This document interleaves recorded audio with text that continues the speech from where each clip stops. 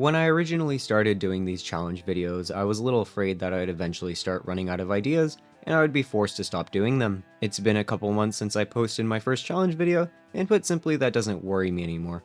You see, you lovely lot in the comments always leave me such great video ideas, and it's been a while since I've actually been able to do one, so I decided this week I'd go ahead and start cracking away at them. Today I'm going to be beating Fallout New Vegas as Vikki and Vance, as suggested by our very own Casual Loop. The rules of this run are pretty simple. I have to wear a suit. I can only use the Vikki and Vance memorabilia as weapons, and I also have to wear Vance's hat. The last sort of thing I have to do is commit as many crimes as I can, and always keep Cass as my companion. That's enough of that for now though, let's start the run. After booting up the game for the first time in a couple weeks, I am immediately greeted with a bug, and I gotta say it's good to be back. The bug wasn't actually too bad, it was just that I couldn't write out my name without making it glitch out too bad. It was annoying, but once again it's not very intrusive on the run, so I didn't really have to worry about it. According to the rules of the run, I have to keep some of my specials low, like luck and intelligence. I hate playing New Vegas in 3 with low intelligence, but hey, you guys come up with the rules, so I have to follow. Honestly, the real kicker here though was keeping my luck low, as the only weapon I'm allowed to use are 9mm submachine guns, and without a high luck stat they're not the best. After I was free from the confines of the tutorial, I wandered around Goodsprings stealing as many things as I could, which ended up being a mistake. You see, goal numero uno is to get myself a companion in the form of Cass. But the thing is, in order to recruit Cass, you actually have to have neutral karma, and I ended up shooting myself in the foot by dropping my karma immediately. I decided to put that off for now, and instead I ran all the way to Westside, so I could mark some locations over there for the future. The journey there was pretty painful, but it ended up being worth it as I was able to pick up a 9mm submachine gun, which I put to good use on the powder gangers back in Goodsprings. Once again, this ties back to getting Cass, as I actually needed neutral karma like I said, and since I dropped my karma so low, I figured killing the powder gangers would be my best choice. I'll tell you right now, I screwed this up really bad. You see, I completely forgot you need to complete a short quest in order to get Cass, so I ended up running around for a bit, being confused, until I reloaded my game back to a point where I had neutral karma. This was a mistake as it was completely unnecessary, and it ended up wasting a ton of time. That's all in the past now, because eventually I swallowed my pride and decided to search on Google what I had to do, and I found out about the quest. Not that it's a difficult quest or anything, it's really just a bunch of back and forth. In order to recruit Cass, you actually need to pass a few checks, one of those being the neutral karma check I already talked about, also a speech check and completing a quest. In order to recruit Cass, you actually need a few things. In order to recruit Cass, you actually need a few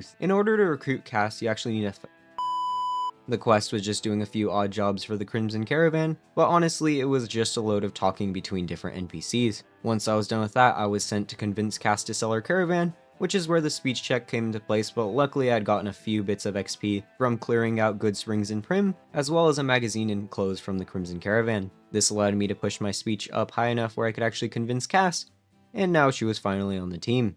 Now that I got myself an accomplice in the form of a wife, it was finally time to get the last few pieces of the puzzle. One of the requirements that was set for me was I actually had to get Vance's lucky hat and Vikki's bonnet. I honestly didn't even know these existed, but basically they're being held by the Winds inside their hideout. The Winds are another wannabe Vikki and Vance. The good thing is I've already pushed my speech up to the point where I can convince the Winds, so I just talked them out of their plan, which was to hold up all the nearby casinos, and got Vance's gun. Now this is the weapon I'm supposed to be using throughout the rest of the run, and before one of you says something, yes, I know Vance never technically shot the weapon, but I have already beaten this game without killing anything. I am not putting myself through that torture again. Anyways, the Winds were the first kills with Vance's submachine gun, and it's pretty good. It does a decent amount of damage, not to mention it could hold 60 rounds, which is quite a bit, but the thing chews through ammo so fast I was definitely going to need a better vendor. The good news is, with the Winds dead, I could claim my prize of their hats, which I did. I put on Vance's hat, but unfortunately Cass would not put on the bonnet no matter what, and this isn't like Fallout 4 where you could force your companions to equip something, so I just had to leave it as it was. I'm not sure if it was a durability thing because the bonnet was in pretty bad shape, but even when I repaired it way later in the run, she never put it on. With some brand new fashion in my wardrobe and a new gun to boot, I returned to Prim to get the last thing I needed for the run, which was the unique pistol Lucky that's inside the Bison Steve motel. Once again, the submachine gun is, well, a submachine gun, so it works really well on the lightly armored convicts, and I could take care of any of them that cross my path. By now, I focused enough points into lockpick where I could actually open the safe that's inside the building, so I got lucky and immediately gave it to Cass. Originally I was a little upset with this, as Lucky is by far my preferred weapon over the 9mm submachine gun, but it turns out Cass is way more accurate with it than I could ever be, as she was able to headshot most of the convicts despite the fact she seemed to be in hip fire mode the entire time. Now that I had Lucky, I had finally finished all the pre-requesties for this run, so I took a bit of a pose in front of the Vikki and Vance car before starting this run in style. This is just a fancy way of me saying that I killed every man, woman, and robot inside the Vikki and Vance casino, and then raided them for all they were worth. The crime spree didn't stop there, however. Instead I made my way to the strip and began clearing out all the casinos, starting with the tops because I needed the platinum chip.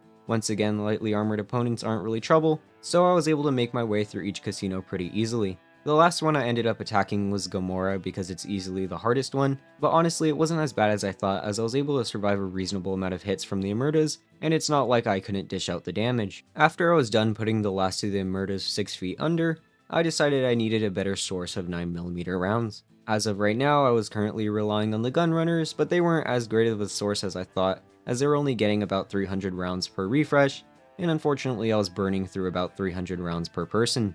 Now luckily I kinda saw this being a problem earlier, so I made sure not to clear out any NCR owned territories, as I wanted to earn enough rep with them in order to trade with Quartermaster Barden. If you've never actually traded with Quartermaster Barden, just know that he's the reason that all the vendors in Fallout 4 and Fallout 3 have no inventory. Luckily my NCR rep wasn't too bad, so I was able to do a few easy jobs, like taking out the Fiends and recon duty for Ranger Ghost, which boost my reputation all the way up to accepted. Once I was done making friends, I made my way to Hoover Dam, opened up Barden's inventory, and he had 2,000 rounds. Keep in mind that he refreshes every couple days, so I was able to get so many rounds from him.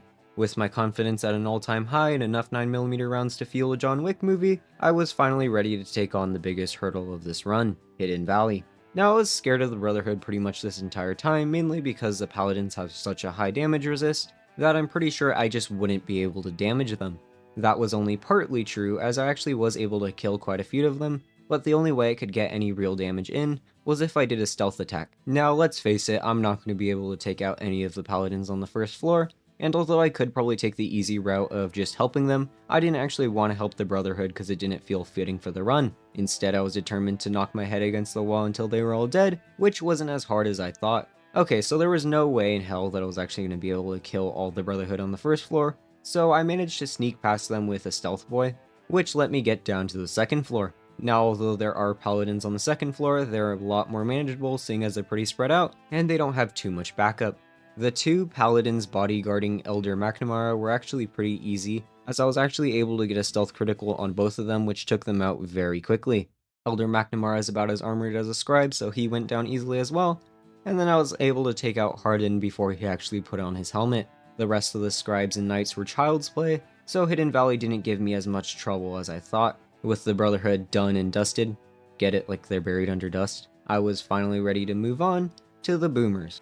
Now the trip to Nellis was probably more challenging than the actual Air Force base, as I did run into some legionary assassins that were out for my ankles. They were pretty tough, but luckily I had enough medics and Psycho to take them out, so all things considered I was feeling pretty good. Now the Boomers were trouble, but luckily they're all pretty spread out, so I was able to sneak through most of their base and take out Pearl and Loyal. Pearl was the easiest, as she kinda just hangs out inside her house, and she doesn't actually have any guards near her. Loyal was so much more trouble though. Usually, I always find Loyal inside the hangar. The problem is this time he would not leave the Grand Hall for anything, so I actually had to go inside and deal with the bulk of the Boomers. Now I say I dealt with them, but in reality I just hid and shot as many bullets as I could in Loyal's general direction, and judging by my quest marker, I think I hit him. After I was done killing all the Boomers' elders, I just raided them for all their supplies so I could sell them back to the gunrunners. Now for some reason in this run I was determined to shotgun the story as much as possible, so I ended up making my way to Red Rock immediately after Nellis. Now I kinda feel bad for the Great Khans, as normally their biggest strength is their overwhelming firepower, but the thing is that doesn't mean very much when they don't even realize you're attacking them. I made my way through the majority of Red Rock Canyon without any of the Great Khans attacking me, even when I fired at them.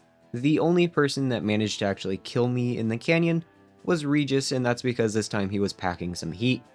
I'm guessing he picked up one of the dead Khan's hunting shotguns, as when I encountered him he unloaded as many shots as he could into me, and that killed me seeing as I had nothing protecting me from death, except for a suit. It didn't matter too much though, I had the power of saves on my side, and I was able to come back with a vengeance. Well, I was able to come back with medics anyways. Once the business with the cons was all wrapped up, I had finished the meet and greet with all the factions, so I returned to the strip, turned in my snow globes, murdered Mr. House, and then talked to Yes Man. If you couldn't tell, I was planning to side with Yes Man this entire time, as put simply, he's the only faction I could really think of that two criminals might want to side with. For once, I actually accepted the mission to help out the NCR president, mainly because this time I actually had enough NCR rep, and also because there was one last crime I wanted to commit.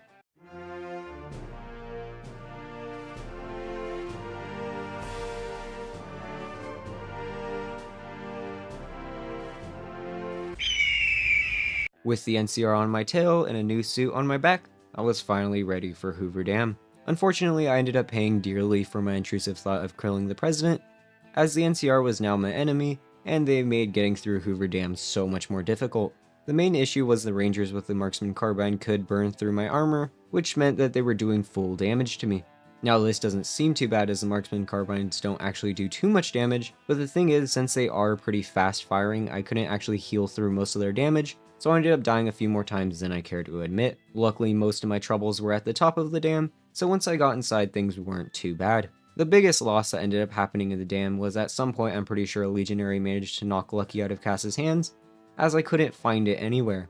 I checked her inventory, I checked my inventory, but it just was gone. Originally, when I got inside the dam, I was a little worried that the NCR heavies would just wipe the floor with me, but this ended up being a whole lot of worry for nothing, as they were really easy. As a matter of fact, I think they were the easiest things I fought inside the entire dam. Other than a few NCR rangers I ran into, there wasn't actually too much trouble in the dam.